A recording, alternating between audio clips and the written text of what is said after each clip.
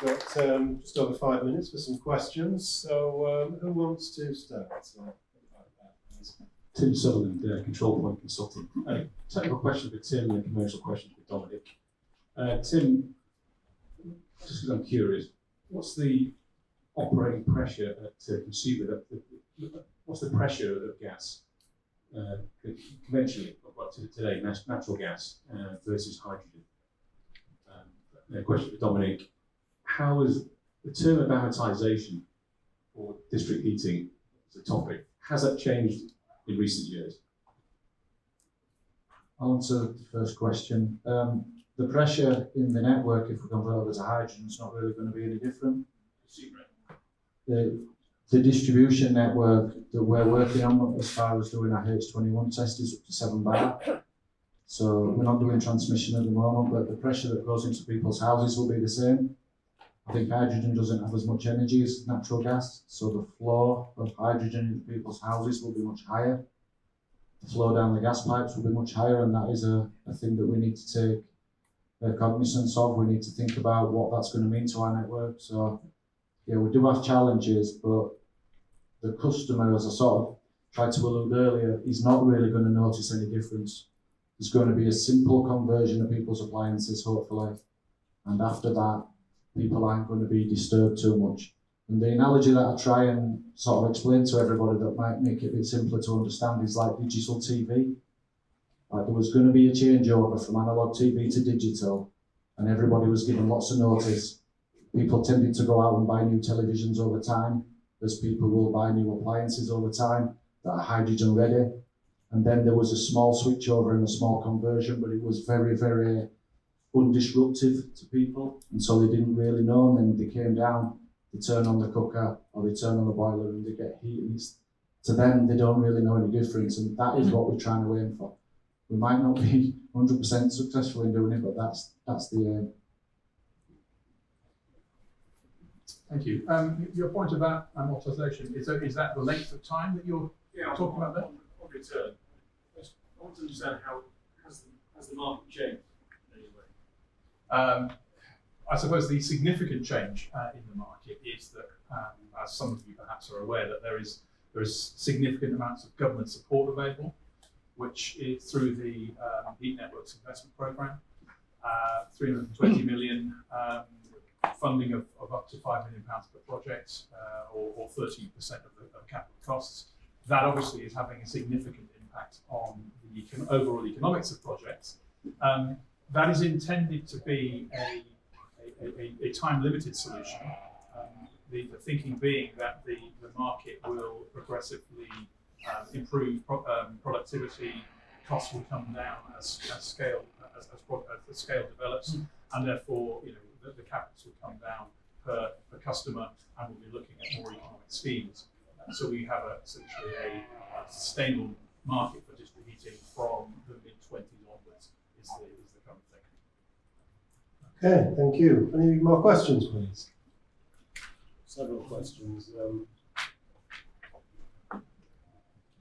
Hello there. It's a question for Tim, mostly, I guess. The Merseyside chap was talking about that they reckon they could probably put about 20% hydrogen in their network now. Is that the same for your network? And you're doing tests on it. Is that to determine whether or not the network can take 20% or it can take 100% and that kind of thing? So how far off is that? I'm thinking, I just wanted the idea of it's a simple matter of switching appliances. Boilers are around for 10 years.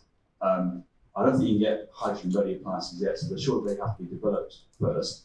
And it's not like a TV, and you have to replace pipework. So it is quite a significant infrastructure project that's going to cost a hell of a lot of money.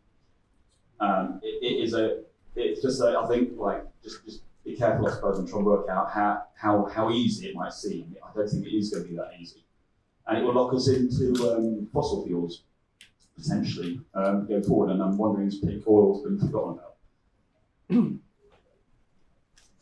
Wow, there's a lot of questions there. I'll try and answer them as quickly as I can and sort of one at a time. There are projects that are around at the moment under the banner of High Deploy. that is blending 20% of hydrogen into existing gas networks. Under our safety case and all our rules, we're allowed to do that now. So that is actually underway and trials are actually taking place. All appliances built since 1996 can also take up to 20% hydrogen, so the existing appliances don't need to be changed for that project. We probably think that's a Pathfinder project that's going to be a stepping stone onto 100% hydrogen. You're right, when we change over to 100% hydrogen, we'll be ready to do trials of occupied buildings probably in 2 or 3 years' time.